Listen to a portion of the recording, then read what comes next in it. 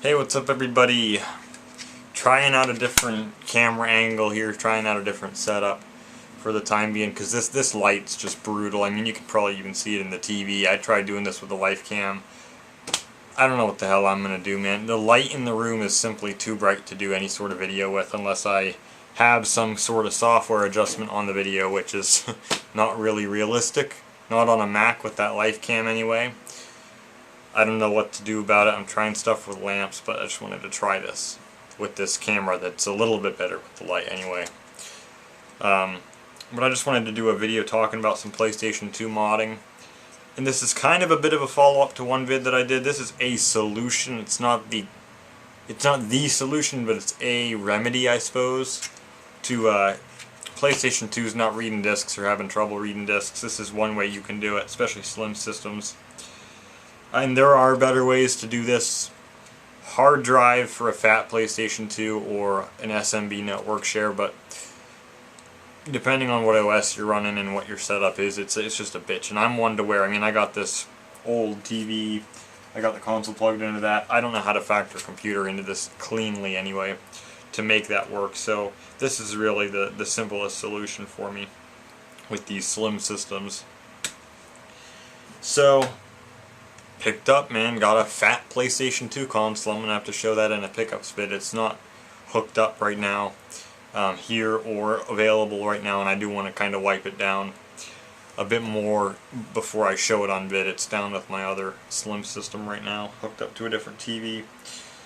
But came with a couple of these memory cards that are original PlayStation 2 ones, because mine were third party. And one of them happened to have free McBoot memory card soft mod. Put a little piece of tape on it to know which one was modded. And I just wanted to talk about the experience I've had with this and give some tips for anybody who's trying. I tried to do a video actually showing it, but I couldn't talk and show it at the same time, so I'm just going to talk about it. Maybe I will do a video showing some games running to prove my point here, that it does work really well for what I'm doing. But what we're talking about here is running games off of a USB flash drive or even a USB hard drive, even though I haven't tried that yet. That is an option, which I'll get into here. I got an eyelash in my eye, but any flash drive size seems to work. I wouldn't go above 512. There's not really many options above 512 anyway. I got a SanDisk Cruiser 256 gig USB 2 drive. That is one thing. It has to be a USB 2 or 1.1 drive, so most likely it's going to be a USB 2. USB 3 flash drives, they just don't work that well with this system. So just grab yourself one of these for 20 bucks and you're set. You can go the route of a USB powered or externally powered hard drive, which will have some advantages, but it's a lot more unwieldy. And if you have one that's powered by one of those Y splitters for a USB, you can't use it. You cannot have two things plugged into your USB ports when you're doing this method, or it's going to be unbelievably slow and glitchy. So just the one flash drive, nothing else in your other port. If you have a game that requires a USB accessory, it's probably not going to work that well. But all you got to really do is have one of these free McBoot memory cards. Either make one yourself, and if you make one yourself, it has to be the real deal. It has to be a PlayStation 2 Sony card or a Sony licensed card that has that Magic Gate specification, so any cheap memory card is not going to work. You have to have a Nyko or a PlayStation 2 card, which these are plentiful. And modding it's a little harder. I think you have to have a disc or whatever, but this was pre-modded. You can buy them on eBay pre-modded with the software on it, including OPL, which is Open PlayStation 2 Loader, which is what we're going to need to play the games. Mine had 1.0 on it, which is about a year old, I think, year and a half old. You can, once you have it installed, you can use the USB flash drive to update your programs or install new ones. So if you want to update OPL, you can go that route. But I'm just using 1.0 on mine. I didn't go through the process of updating it. Like I said, this was a very plug-and-play process once I knew what I was doing. One thing I do gotta say though, if you have a Mac or Linux, I don't know how the hell you're gonna do this fully. I have found no solution to these problems, because you need two programs. You need USB util and OPL Manager for some of the games.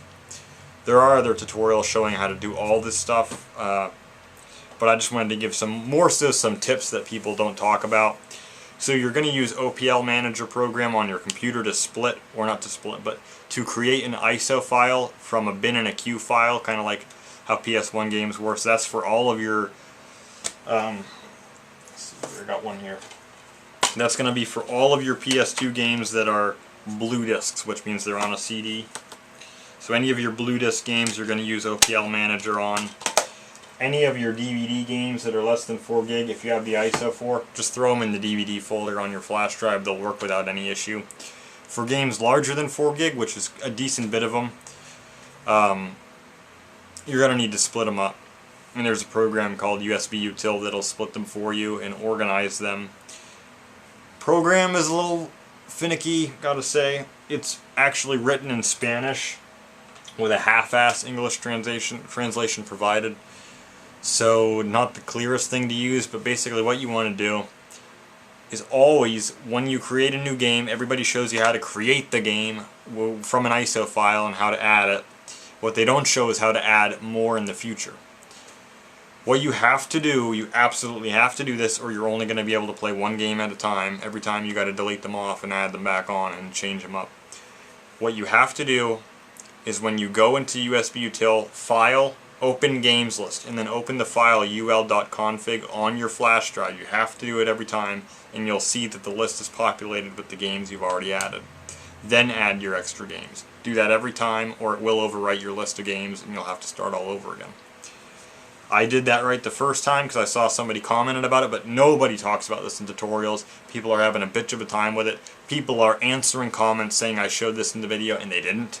So that's what you have to do every single time. Open games list, ul.config. If that file gets overwritten, you've lost everything that you've done so far. Back that file up even. So that's a big thing that you definitely got to do. Not all games are going to work split. Some do not, like Twisted Metal, Head On, the PlayStation Portable port, that does not work. Maybe you've had success with it, but I couldn't get it to work under any circumstance. And another thing to note for using these, don't bother with OPL Manager renaming your files with the game ID at the front. It doesn't make a damn difference. I put them all on there just straight and they work perfectly fine. If your file name's too long, you do have to shorten it, but that shouldn't be a problem for the majority of games. Just remove all the version info and all that garbage and it should be fine. So once you've done that, I mean, you'll notice that all of your UL, your split game files, will be the root of the root of the flash drive. Then you'll have a CD folder for all of your CD games, even though they are in ISO format now. Put them in the CD folder. Then all of your DVD ISO files will go into the DVD folder. And from there, no problems whatsoever. The other thing that you do have to note, though, especially for a flash drive, what I would personally do is have 2 flash drives for this process. One of them you're going to test your games with, install the games onto this flash drive and test them and see if they work to your liking. And then have one other flash drive, your main flash drive, to be the one that you're going to put games that you know you want and that you know are going to work on there. Because otherwise, any of the games that are split by USB Util will get fragmented if you don't delete, or if you do delete files and then add back more files. You're going to get fragmented games, and they're going to, at some point in the process of playing them, there's going to be some part of the game that's broken. Now you can check whether this is the case or not, whether your games are fragmented, which just as a rule, if you don't delete any files, you'll never have a fragmented file, because the PS2 does not write to the flash drive. But you just got to make sure that you aren't deleting files left and right, because it will fuck your stuff up big time. There is a way to check, though. I'm going to have a link in the description for some of these programs, but the one that you want is Defragler. It's a very trusted program, very trusted Piriform. They make that CCleaner program, which is pretty famous, well-known program. And all you got to do is just select your flash drive in the program, analyze, and it'll tell you how many fragmented files you have, what the fragmented files are, and then if you look at the game ID, you can go and find what game it is that got fragmented. It does give you the option to defrag, but if you're using a USB flash drive, you don't want to defrag it. That will kill your flash drive prematurely, big time. If you have a USB hard drive, feel free to defrag it. Otherwise, what you want to do for a flash drive is, it's going to be a pain in the ass, big time. Take all of your files on the flash drive, take them, put them somewhere else, format the flash drive as FAT32, and put everything back on, and don't delete anything. So like I say, just make sure, what I would do, like I say, have 2 flash drives, one for testing games, and then one for all the games you know are going to work and that you aren't going to delete again. So those are just the big disclaimers. Open your games list in USB util, and don't delete stuff or it will get fragmented. I do not see people mentioning this in tutorials like at all, and you got to know these things. You definitely do got to know them. It's not as easy to do this one as it is for the Wii, playing Wii games and GameCube games. That's basically just a drag and drop operation. I did that all from my iMac. I don't know of a way to do it for Mac because none of these programs are available on a Mac. So unless you're running Windows on your Mac, you're pretty much screwed. So if you got a Windows PC laying around, that's the way to go, of course. You should be able to put in games that don't need to be split or converted though, or if you have them in an ISO file already for a CD game, just drag and drop those, but you can't split new games, you can't create new CD games. So, but otherwise, everything has worked fine for me. Like I say, it's a USB 1.1 bus on the PlayStation 2, so there are longer load times and some of the videos for games are laggy. But I tried games like, I don't have it on this shelf, but you guys know ESPN 2K4 with Warren Sapp on the cover. Perfect. The game literally runs just as good as on a DVD. The videos play perfectly. Everything about it is just perfection. There is no difference playing the game on a USB flash drive versus a DVD. It works perfectly. Gran Turismo 4, again, I don't have that here. It's on my other shelf, but that one a lot of people say doesn't work on USB. It works perfectly for me. There's one caveat though. The game plays perfect, but when you first start it up, you can't use your controller for whatever reason. You got to unplug your controller from the console and plug it back in, then it will work fine the rest of the session. I don't know why that is, but it does work fine. Just do that. Burnout 3 works perfectly. Twisted Metal Black works perfectly. All those games that people have said they've had problems with, I have none. Twisted Metal Black, there's no lag on the intro or the cinematics or the menu or any of it. It's a little slower to switch over the characters and stuff in the menu, but it's not like choppy or anything. And again, that's using an OPL 1.00 or whatever that version is.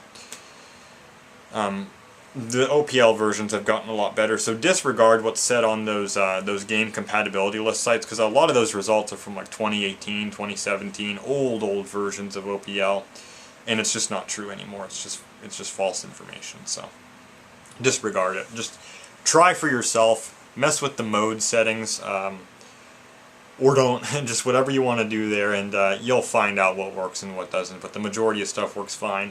Every sports game I tried played beautifully. Every racing game I played beautifully. A lot of action games played wonderfully.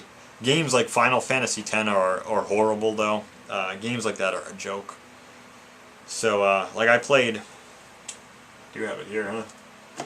There's Burnout 3, SSX 3.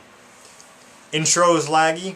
Gameplay is fine. A little slow loading between the phases of a race or when you're transporting, but no frame rate issues in gameplay, no glitches with sound, nothing. All works perfectly. See, here are these games. Crazy Taxi played fine. Tony Hawk played fine. MX Unleashed played fine. ATV Off-Road Fury, perfect. Yeah, all of it seems to work pretty well, except for cutscene heavy games, games with a lot of load screens, just anything like that. You are going to notice a difference, but if you're like me and you're just playing a lot of racing games, a lot of sports games, some action games, frankly, it's a perfectly fine solution. Not as good as playing over a DVD or with a hard drive, but it's serviceable. I just wanted this mostly because, I mean, I got 4, now 5 PS2 systems.